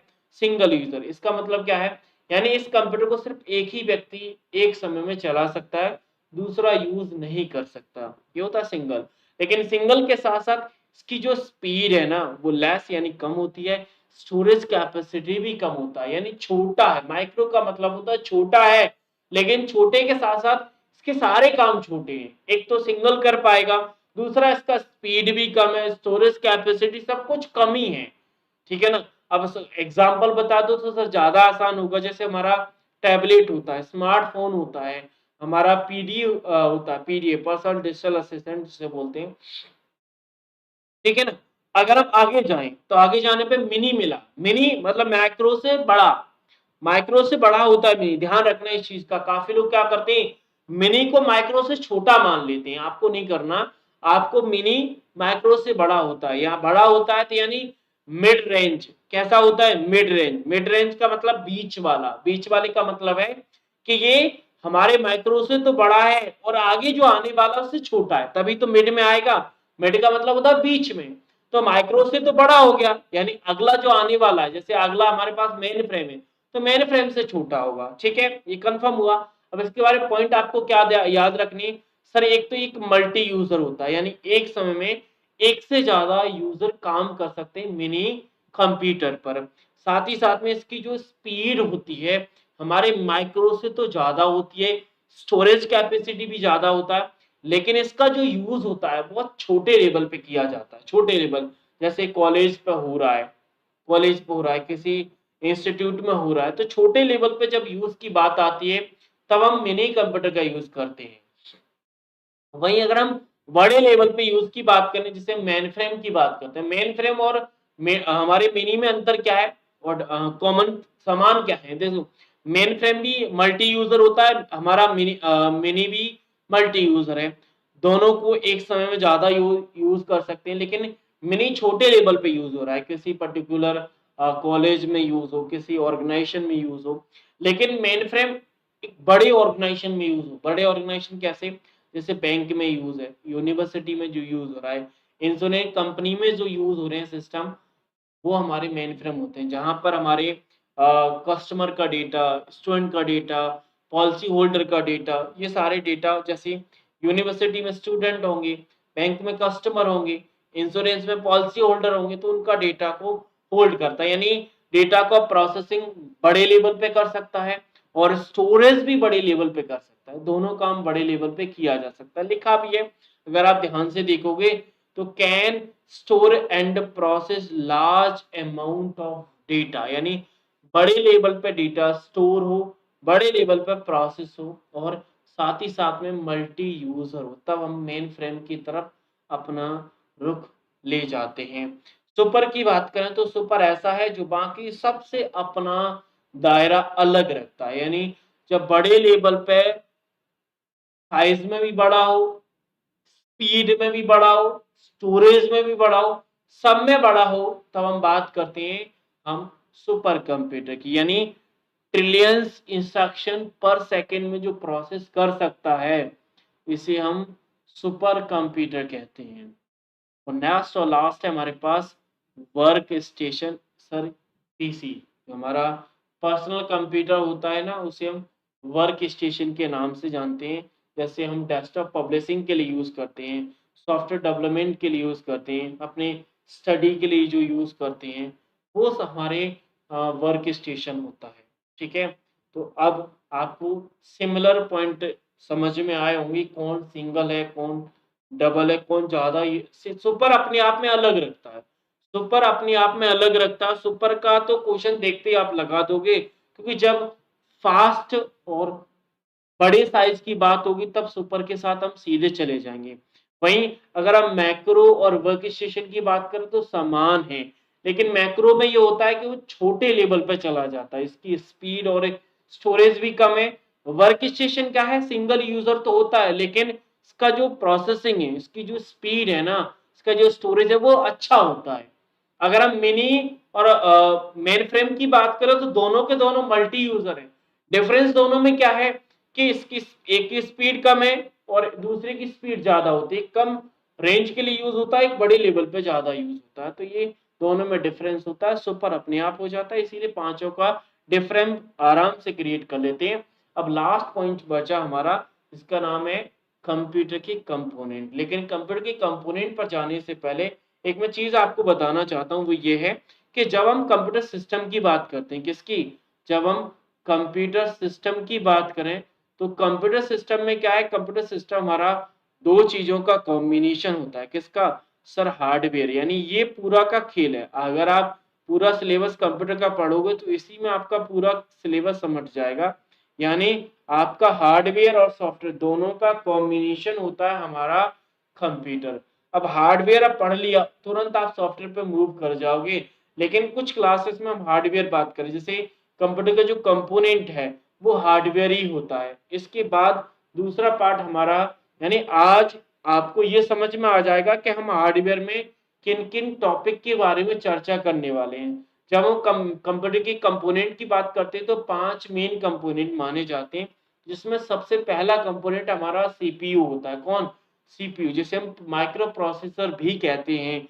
और दूसरा हमारा इनपुट और आउटपुट डिवाइस होती है, और प्राइमरी और सेकेंडरी मेमोरी होती है। यानी टोटल कुल मिला के देखा जाए तो ब्लॉक डायग्राम के अंदर हमारे पास 3 चीजें आती हैं। कौन कौन सी, यानी सीपीयू, पेरिफेरल और मेमोरी।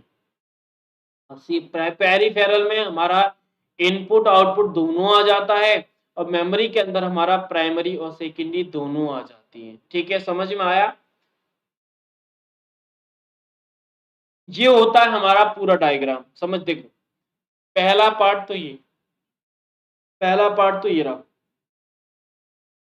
दूसरा मेमोरी यूनिट, तीसरा इनपुट आउटपुट डिवाइस, ये रही इनपुट आउटपुट डिवाइस। इनको अलग अलग ऐसे रखा है क्योंकि इनपुट तो डेटा को इनपुट कराता है, और आउटपुट डेटा को प्रोसेस होने के बाद जो रिजल्ट देता है वो हमारा आउटपुट डिवाइस होती है। एक बार इनका शॉर्ट में डेफिनेशन समझ लेते हैं और आगे के सेक्शन की तैयारी कर लेते हैं। पहला इनपुट डिवाइस, जैसा कि नाम से स्पष्ट हो रहा है, यानी वो डिवाइस जो हमारे डेटा को कंप्यूटर में एंटर कराए, वो होता है इनपुट डिवाइस। आपको इस ब्लॉक डायग्राम से समझ में भी आ रहा होगा। यहाँ पर इनपुट डिवाइस है, इसका एरो अंदर की तरफ है, इसका मतलब है कि इस डिवाइस से हमारा डेटा कंप्यूटर में एंटर करेगा। ठीक है, उसके बाद अंदर है, ये आपका सेंट्रल प्रोसेसिंग यूनिट है। अगर सेंट्रल प्रोसेस, जिसे हम सीपीयू का नाम देते हैं, इसमें हमारा कंट्रोल यूनिट है, हमारा एएलयू, जिसे हम अर्थमेटिकल लॉजिकल यूनिट कहते हैं। ठीक है ना। मेमोरी यूनिट इसी ब्लॉक डायग्राम का ही पार्ट होता है, लेकिन इसका संबंध हमारा सीपीयू यूज करता है, ना तो इनपुट डिवाइस यूज करता ना आउटपुट करता। हमारा सीपीयू इसका यूज करता है, इसीलिए इसका संबंध सीधा सीपीयू से यूज किया जा रहा है। तो सीपीयू क्या होता है सर? सीपीयू को हम प्रोसेसर के नाम से भी जानते हैं सर। ये एक ऐसी यूनिट होती है जो हमारे कंप्यूटर के अंदर क्या है, कंप्यूटर के अंदर मोस्ट ऑफ द केस में जितनी भी प्रोसेसिंग है सबको परफॉर्म करने का काम करती है। वहीं अगर हम आगे बढ़े तो हमारे सीपीयू के 3 कंपोनेंट माने जाते हैं। यानी कंप्यूटर की कंपोनेंट तो आपने समझ लिए कि हमारे पास इनपुट है, आउटपुट है, सीपीयू है, प्राइमरी और सेकेंडरी मेमोरी। ये मेमोरी, डिवाइसेस और सीपीयू 3 है। इसी प्रकार सीपीयू के अंदर भी 3 कंपोनेंट होते हैं। कौन-कौन से? एक तो हमारा कंट्रोल यूनिट जिसे हम शॉर्ट में सीयू कहते हैं। दूसरा हमारे पास एएलयू जिसे full form arithmetical logical unit कहते हैं। और तीसरा होता है मेमोरी यूनिट जिसका नाम रजिस्टर्ड है। क्या नाम है सर? रजिस्टर्ड होता है। ठीक है ना? पूछा जाए कभी दोनों प्रकार से क्वेश्चन आता है कि इसमें से सीपीयू का कौन सा कंपोनेंट है या फिर कौन सा कंपोनेंट नहीं है। तो पूछा जाए सीपीयू के कितने कंपोनेंट है सर? 3 होते हैं। कौन कौन से? CU, control unit. क्या होता है ये हमें आगे समझ में आएगा, अभी सिर्फ नाम जरूरी है। सीयू, कंट्रोल यूनिट, एएलयू हमारा अरिथमेटिकल लॉजिकल यूनिट और रजिस्टर, तीनों के नाम याद हो गए। अब हम थोड़ा सा आगे चलें। आगे जाने पर हम बात करते हैं आउटपुट डिवाइस की। आउटपुट डिवाइस का मतलब होता है ऐसी डिवाइस जो हमारे प्रोसेस होने के बाद हमें इंफॉर्मेशन को प्राप्त कराए, मतलब रिजल्ट दे या फिर हमें डेटा को शो कराए, तो हमारी आउटपुट डिवाइस होती है। अब आउटपुट डिवाइस, हर डिवाइस की क्वालिटी पर उसका डेफिनेशन बदल जाता है। जैसे अगर हम मॉनिटर की बात करें तो मॉनिटर हमारा सॉफ्ट डेटा का आउटपुट देती है। वहीं अगर हम प्रिंटर की बात करें तो प्रिंटर हार्ड डेटा का आउटपुट देती है। अब दोनों है आउटपुट डिवाइस। तो आउटपुट डिवाइस का मेन डेफिनेशन है कि प्रोसेस होने के बाद जो रिजल्ट है उसको शो कराने के लिए हम आउटपुट डिवाइस का यूज करते हैं। भले स्टोरेज हो तो वो अलग बात होती है, लेकिन डिवाइस की मेन डेफिनेशन यही हो जाती है।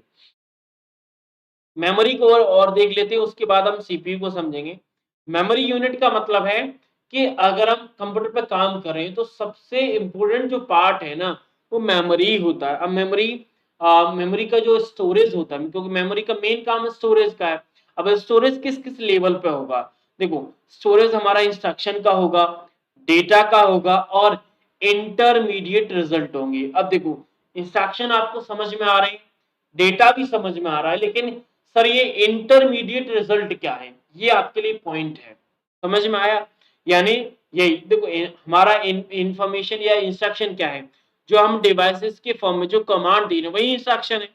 जो इनपुट डिवाइस से आप डेटा भेज रहे हो वही इंस्ट्रक्शन है, और आप जो प्रोसेस होने के बाद जो स्टोर करा रहे हैं वो आपका डेटा है। लेकिन इंटरमीडिएट रिजल्ट क्या है ये अभी आपको समझ में आएगा। इंटरमीडिएट का मतलब बीच वाले, और रिजल्ट मतलब जानते हैं हम परिणाम, यानी बीच वाले परिणाम कौन से?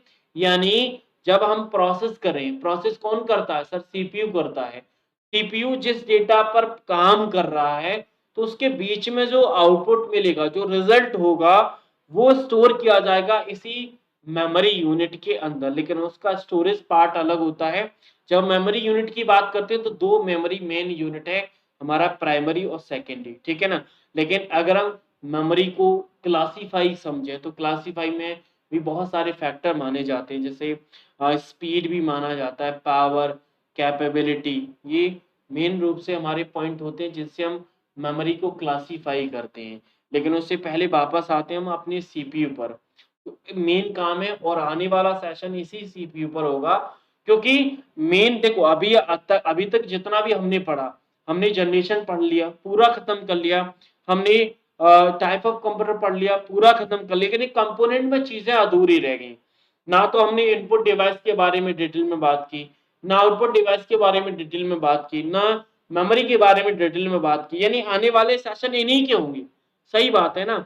अब हम बात कर रहे हैं सीपीयू, क्योंकि सबसे प्राइमरी कंपोनेंट हमारा सीपीयू। सीपीयू बिना हमारा कंप्यूटर कुछ नहीं माना जाता, और सीपीयू को हम ब्रेन ऑफ द कंप्यूटर भी कहते हैं। आपको पता है, दिमाग की जब बात आती है तब हम सीपीयू की बात करते हैं। और जितनी भी इंटरनल प्रोसेस हैं, जितने भी, चाहे वो एक्सटर्नल हो इंटरनल हो, आप इंटरनल मीन ज्यादा मानती हैं, तो जितने भी हमारी डेटा प्रोसेसिंग ऑपरेशन है सब यही परफॉर्म करेगा। स्टोरेज का काम है, चाहे तो डेटा का हो, इंटरमीडिएट हो, इंस्ट्रक्शन हो, सभी हमारा सीपीयू काम करता है। और कंप्यूटर के जो all of the computer part है सबको ऑपरेट करने का काम भी हमारा सीपीयू करता है। यानी बोला जाए कि जैसे हमारा घर में मेन मुखिया नहीं होता, सेम कंप्यूटर का मुखिया है हमारा सीपीयू। सब काम यहीं से होंगे। जैसे हमारे इंसान में माइंड होता है ना, सब काम यहीं से, हमारा जो उंगलियां काम कर रही हैं, हम जो बोल पा रहे हैं, सुन पा रहे हैं, ये माइंड के द्वारा ही सुन पा रहे हैं। तो ऐसे ही कंप्यूटर में जो भी आप काम करोगे, चालू करोगे, बंद करोगे, सब कुछ सीपीयू ही करता रहता है हमारा, ठीक है ना। तो 3 पॉइंट मेन यहाँ से निकल के आए, यानी जितने भी डेटा प्रोसेसिंग ऑपरेशन है सीपीयू परफॉर्म करता है। हमारे स्टोरेज का काम है, चाहे तो डेटा का हो, इंस्ट्रक्शन का हो, इंटरमीडिएट हो, सीपीयू करता है। अगर हम कंट्रोलिंग की बात करें, ऑपरेशन को कंट्रोल करने की बात करें, जितने भी पार्ट है, कंपोनेंट है, सबको हमारा सीपीयू ही करता है। लेकिन हाँ, सीपीयू में हमने 3 कंपोनेंट के बारे में समझा, इन पर काम डिवाइड हो जाता है। ऐसा नहीं है कि जैसे मैं बोल रहा हूँ तो बोलने का काम किसी और का है, मैं अपना मूवमेंट कर रहा हूँ तो मूवमेंट का काम किसी और का, लेकिन बोला तो जाएगा कि बॉडी काम कर रही है ना। अब ऐसे ही हम इस जो सीपीयू के हमारे पास 3 कंपोनेंट हमने देखे, सीयू, एएलयू और हमारे रजिस्टर, इनको हम आगे डिटेल में समझेंगे कि ये आखिर काम कैसे करते हैं। यानी हमारा जो स्टोरेज का काम है वो कौन कर रहा है सीपीयू में, हमारा जो डेटा प्रोसेसिंग के जो ऑपरेशन है उनको परफॉर्म कौन कर रहा है, हमारे जो कंप्यूटर के ऑल ऑफ द कंपोनेंट है उनको ऑपरेट करने का काम कौन कर रहा है, उनको देखरेख का काम कौन कर रहा है, तो उनको समझेंगे। लेकिन उससे पहले हम इनके बारे में एक शॉर्ट ब्रीफ में डिस्क्रिप्शन तैयार कर लेते हैं। जैसे अगर हम सीयू की बात करें तो सीयू का काम क्या है, यानी कंप्यूटर के जो ऑल पार्ट है उनके ऑपरेशन को कंट्रोल करना। यानी this unit control the operation of the all part of the computer, यानी कंप्यूटर के जितने भी पार्ट है ना, उन पार्ट की सभी ऑपरेशन को सिर्फ कंट्रोल, यानी अगर मैं बात करूं शॉर्ट में तो ये सर मैनेजर है। क्या है ये, मैनेजर होता है, सिर्फ मैनेज करेगा। जैसे हाँ, कंपनी में मैनेजर नहीं होता, काम नहीं करता, सिर्फ वर्कर को मैनेज करता है कि किसको क्या काम करना है। यानी does not carry out any actual data processing operation, ये कोई डेटा प्रोसेसिंग के ऑपरेशन को परफॉर्म नहीं करता, सिर्फ ऑपरेशन को कंट्रोल करता है। समझ में आए, इस चीज की और डेफिनेशन डिफाइन करेंगे, लेकिन अभी आपको इतना याद रखना है, मैनेजर या फिर कंट्रोलिंग की बात आएगी तब हमारा सीयू हम हिंट करेंगे। वही अगर हम एएलयू की बात करें तो एएलयू को हमने 2 सेक्शन में डिवाइड किया है, अर्थमेटिक और लॉजिकल। वैसे तो इसके 3 सेक्शन होते हैं, लेकिन यहाँ पर हम 2 सेक्शन में डिवाइड करते हैं। यानी एक हो जाता एयू, एक हो जाता एलयू, क्योंकि एएलयू होता है पूरा पूरा एएलयू होता है, तो एयू बड़ा अर्थोलॉजिकल यूनिट और एलयू बना हमारा लॉजिकल यूनिट, जिसे हम अर्थमेटिक सेक्शन और लॉजिकल सेक्शन कहते हैं। अर्थमेटिक सेक्शन का मतलब है कि जितने भी अर्थमेटिक ऑपरेशन रहेंगे, अर्थमेटिक का मतलब है जैसे एडिशन है, सब्ट्रैक्शन है, मल्टीप्लिकेशन है, डिवीजन है, या जितने भी कॉम्प्लेक्स हमारे ऑपरेशन हैं, जितने भी कॉम्प्लेक्स हैं, सबको हमारा एएलयू करता है। यानी जितना भी काम है, जितना भी काम वो एएलयू करेगा, कंट्रोलिंग का काम सीयू करता है और स्टोरेज का काम हमारा रजिस्टर करता है। तीनों का काम सिंपल सा डिवाइड है। और एलयू की बात करें, यानी जितने भी लॉजिकल ऑपरेशन है, जैसे डेटा का अगर आप कंपैरिजन करना चाहते हो, डेटा का सिलेक्शन कर रहे हो, डेटा को मैच करा रहे हो, डेटा को मर्ज कर रहे हो, उस पर गेट लगा रहे हो और एंड ये सारे गेट लगा, तो ये सारे हमारे लॉजिकल ऑपरेशन ही करता है। ठीक है, बाकी इसके लिखे भी हैं बट जरूरत नहीं है। रजिस्टर्ड की तरफ जाओगे तो रजिस्टर्ड में सीधा स्टोरेज देख लिया। अब यहाँ पर हो जाता है हमारे कंप्यूटर के मेन कंपोनेंट समाप्त। ठीक है, तो अगेन मैं समराइज कर देता हूँ, फिर आपसे पूछूंगा कि क्या आपका रह गया, क्या समझ में आया। तो अभी तक हमने क्या पढ़ा, हमने डिवाइसेस समझ ली कि आखिर हमारा कंप्यूटर क्या है। उसके बाद कंप्यूटर की विशेषताएं देखी, विशेषताओं में हमने 3 विशेषताएं रखी, जिसमें डिलीजेंस, रिलायबिलिटी और वर्सेटिलिटी को रखा हमने। बाकी इतिहास मैंने आपको दिया है, कंप्यूटर का इतिहास एक बार आपको रीड करना, एक बार करना, ज्यादा नहीं करना। उसके बाद हमने main exam point of view से कंप्यूटर की जनरेशन, जिसको हमने मेन 5 कैटेगरी में डिवाइड किया। टाइम पीरियड उसका, उसका टेक्नोलॉजी, टेक्नोलॉजी के बाद लैंग्वेज, लैंग्वेज के बाद हमारे पास आया मेमोरी, मेमोरी के बाद आया स्पीड। ठीक है, ये 5 कैटेगरी हमने डिफाइन की। उसके बाद टाइप ऑफ कंप्यूटर में हमने 2 टाइप से कंप्यूटर डिवाइड किए, साइज और डेटा हैंडलिंग। और लास्ट में हमारे पास कंपोनेंट था। कंपोनेंट में हमने वैसे 5 कंपोनेंट मेन माने जाते हैं, लेकिन समराइज करोगे तो 3 ही निकलेंगे, यानी इनपुट आउटपुट डिवाइस दोनों को मिला के पेरिफेरल बन जाता है। तो वैसे इनपुट आउटपुट बोलो, कोई दिक्कत नहीं है। सीपीयू और मेमोरी, मेमोरी में हमारे पास 2 थी, प्राइमरी और सेकेंडरी। यानी यहाँ से अगर मैं आगे का स्ट्रक्चर आपको डिफाइन करूँ कि आगे आप क्या करोगे, तो यहाँ से एक बात समझ में आ रही है कि सर अगर कंप्यूटर के कंपोनेंट में अभी हमने सीपीयू का जस्ट इंट्रोडक्शन देखा है, तो अगर हमें सीपीयू समझ में आ जाता है, यानी आने वाला जो सेशन है, कल का जो सेशन होगा, वो सीपीयू के ऊपर होगा पूरा का पूरा। ठीक है ना? तो जैसे ही हमारा सीपीयू कंप्लीट होगा, उसके बाद हमें इनपुट आउटपुट डिवाइस के बारे में पढ़ना होगा। सही बात है, क्यों? क्योंकि कंप्यूटर की कंपोनेंट में हमारे पास यही तो कंपोनेंट थे, 5 कंपोनेंट थे। हमने सीपीयू को पहले उठा लिया है, तो सीपीयू उठाने के बाद यानी इनपुट आउटपुट डिवाइस बचेगा, उसके बाद मेमोरी बचेगा, मेमोरी में प्राइमरी सेकेंडरी। यानी आने वाले 5 से 7 दिन में हम इन्हीं 3 टॉपिक पर चर्चा करेंगे। सीपीयू पढ़ेंगे, फिर पेरिफेरल यानी इनपुट आउटपुट डिवाइस के बारे में, मेमोरी के बारे में। तब हमारा हार्डवेयर वाला पार्ट कंप्लीट होगा। क्यों? क्योंकि कंप्यूटर के कंपोनेंट की बात हो रही हुई, सभी हार्डवेयर कंपोनेंट है। ध्यान रखना, क्वेश्चन ये भी एग्जाम में पूछा जाता है कि इनमें से कौन सा हार्डवेयर कंपोनेंट है या फिर नहीं है। ठीक है, अब ये तो हार्डवेयर हो गए, इसके बाद निकल के आएगा सॉफ्टवेयर। जैसे हम सॉफ्टवेयर स्टार्ट करेंगे, तो हम मेन हमारा जो सिलेबस है, आप जो मेरे साथ सिलेबस पढ़ोगे, वो सिलेबस 3 पार्ट में डिवाइड है। 3 पार्ट में आपको बता देता हूँ कौन कौन से वो 3 पार्ट है यहाँ पर। वैसे किसी को कोई डाउट है तो एक बार कमेंट कर दीजिए।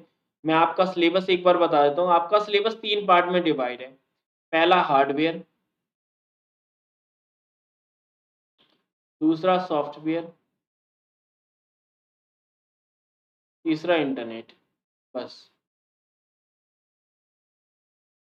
हार्डवेयर में अब देखो, हार्डवेयर में भी सीपीयू, पेरिफेरल और मेमोरी के बारे में आप पढ़ेंगे।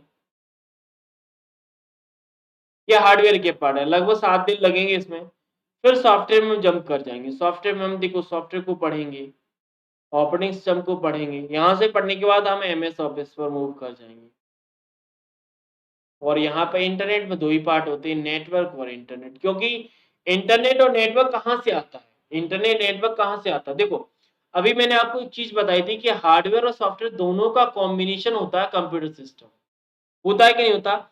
जब आपने कंप्यूटर सिस्टम पढ़ लिया, तो फिर नेटवर्क की तरफ मूव कर जाएंगे।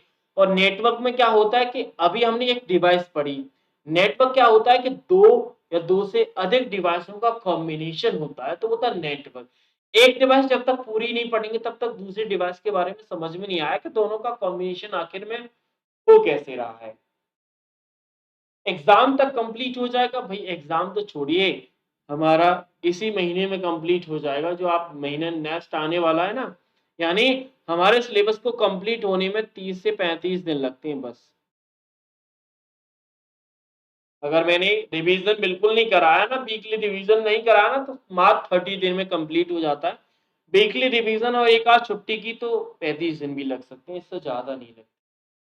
ठीक है ना? अब आपके लिए टास्क क्या है, सुन लीजिए भाई। आपको क्या करना है, आपको ये कंप्यूटर जनरेशन वाला फिगर अपने जो नोटबुक है उसमें ड्रॉ करना है, और फोटो खींच के मुझे व्हाट्सएप कर। जो व्हाट्सएप मुझे करेगा, मैं सिंपल समझ जाऊंगा कि आप लोग एक्टिव हैं, क्लास देख रहे हैं। अगर आप नहीं भेजोगे तो मुझे कोई परेशानी नहीं है, क्योंकि मैं तो ले रहा हूँ। जो लोग क्लास लेंगे उनका पेपर निकलेगा, जो नहीं लेंगे आप लोग समझ सकते हैं कि क्या होगा। ठीक है? अभी यहाँ से देखो, ऐसा नहीं है कि आज आपको पूरी चीजें समझ में आ गई होंगी, क्योंकि यहाँ से हम वो स्ट्रक्चर बना रहे हैं, यानी पूरा का पूरा जमीन तैयार कर रहे हैं, फ्लोर तैयार कर रहे हैं। फ्लोर का मतलब है कि बेस बना रहे हैं। बेस बनाते जाएंगे, आपको समझ में भी आएगा। अभी आपको लैंग्वेज में कंफ्यूजन होगा कि पहली जनरेशन में कौन सी लैंग्वेज थी, दूसरे में कौन सी थी, तीसरे में कौन सी थी। सब आपको धीमे धीमे समझ में आएगा। लेकिन जैसे टॉपिक फिनिश हो जाएगा फिर आपको पूरा समझ में आ जाएगा, ठीक है? बाकी किसी को कोई समस्या हो तो भाई पूछ लीजिए, और कोई समस्या है, कोई डाउट है तो एक बार कमेंट बॉक्स में लिख दो मुझे। और रेगुलर क्लास है भई। और हाँ, काफ़ी लोग कल मैसेज कर रहे थे कि सर सुबह क्लास है कि नहीं? तो जिस दिन सुबह क्लास हुआ करेगी मैं बता दूँगा। अभी सुबह क्लास इसीलिए रखा क्योंकि एक रिदम आने दो। रिदम आ जाएगा ना, क्योंकि आप लोगों के पास बर्डन ज़्यादा हो जाएगा, मैं तो रिदम तुरंत ले लूँ कल क्लास, तो ऐसा नहीं होगा।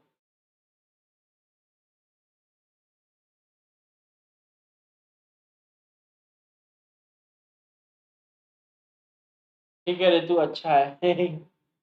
नो सर, नो डाउट, ठीक है ना? देखो डाउट रह गया है ना, तो डाउट के पॉइंट पर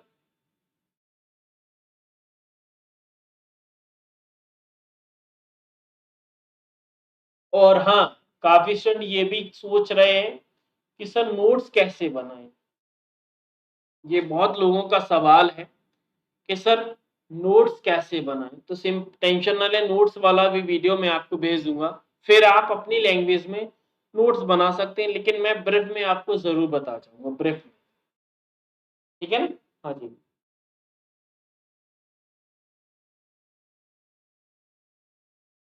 मॉक टेस्ट अभी नहीं मिलेंगे। मॉक टेस्ट देखो, जब तक सिलेबस कंप्लीट नहीं होगा तब तक मॉक टेस्ट हम लोग नहीं देते, क्योंकि अभी मैं मॉक टेस्ट दे दूँ, कोई फ़ायदा तो है नहीं, आप भी जानते हो, ठीक है ना?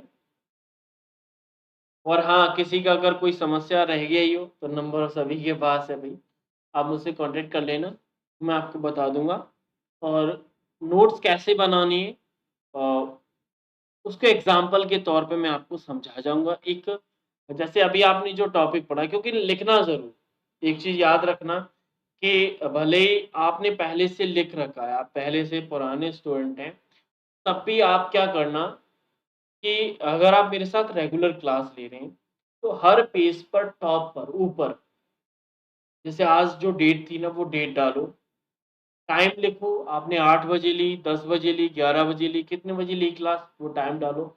उसके बाद वो की पॉइंट लिखो, पूरा डिटेल में लिखने की ज़रूरत नहीं है, वो की पॉइंट लिखो जो आपको परेशान कर रहे हैं, ठीक है ना? जैसे आपको जनरेशन वाली एक टेबल कंप्लीट करनी है, और आप कहीं न कहीं टाइप ऑफ कंप्यूटर को भी लिख सकते थे।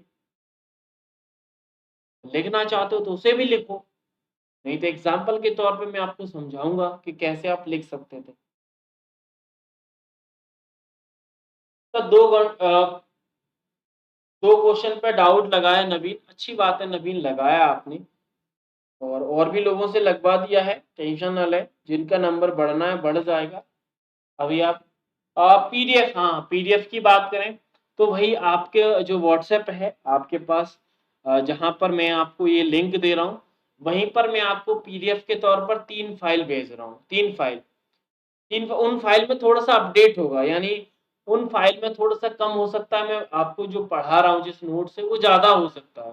तो उसमें आप नोट करते जाना, 3 फाइल भेज रहा हूँ, ध्यान रखना। 3 फाइल कौन-सी रहेंगी? एक फाइल जिसमें कंप्लीट हर टॉपिक का थ्योरी रहेगा, दूसरी फाइल जिसमें हर टॉपिक के मैंने आपको क्या बताया था? पीडीएफ क्वेश्चन्स रहेंगे। मैंने 3 चीज़ें बताई थी, थ्योरी, पीडीएफ और क्विज़। क्विज़ आपके बैच में मिलेगा, जो आपको आईडी पासवर्ड मिला था, ठीक है? तीजे 2 चीज़ें व्हाट्सएप पे हो जाएँगी, तीसरा आपको वहाँ से मिलेगा। यानी 3 फाइल फिर कौन-सी है? एक एमएस ऑफिस के, जब एमएस ऑफिस स्टार्ट होगा तब वो एमएस ऑफिस काम करेगी। क्वेश्चन्स वाली, हर टॉपिक का जब क्वेश्चन लगाए तुरंत वो क्वेश्चन वाली पीडीएफ से आप क्वेश्चन फॉलो करना। कुछ आ रहा है समझ में क्या कहना चाह रहा हूँ? यानी 3 फाइल मिलेंगी। पहले फाइल में हर टॉपिक का थ्योरी, दूसरी फाइल में हर टॉपिक के क्वेश्चंस, जिस सीक्वेंस में पढ़ाएँगे उसी सीक्वेंस में क्वेश्चंस लगे होंगे। तीसरी फाइल एमएस ऑफिस, तो एमएस ऑफिस जब स्टार्ट होगा तब एमएस ऑफिस का काम रहेगा, अभी सिंपल 2 ही फाइल का काम है, ठीक है ना? हाँ, नोट्स वाला वीडियो मिल जाएगा आपको, ठीक है? लाइव होगा, लाइव मिल जाएगा, रिकॉर्डेड होगा, रिकॉर्डेड, दोनों वे में कल आपको नोट्स वाला वीडियो मिल जाएगा। बाकी 1-2 दिन अभी थोड़ा आराम-आराम से चलते हैं, धीमे-धीमे चलते हैं, फिर हम थोड़ी स्पीड बढ़ा देंगे, ठीक है? हाँ, विनोद। हुँ, बिल्कुल मैं पीडीएफ दे दूँगा विनोद, आपको मिल जाएगी, व्हाट्सएप मिल जाएगी। नहीं, क्विज़ डेली नहीं मिलेगा ऋषि, क्विज़ डेली नहीं मिलता, क्विज़ डेली नहीं मिलता। जैसे ही टॉपिक कंप्लीट होगा तब क्विज़ मिलेगा। क्विज़ डेली लगा के अभी नहीं है, अभी ज़रूरत नहीं है।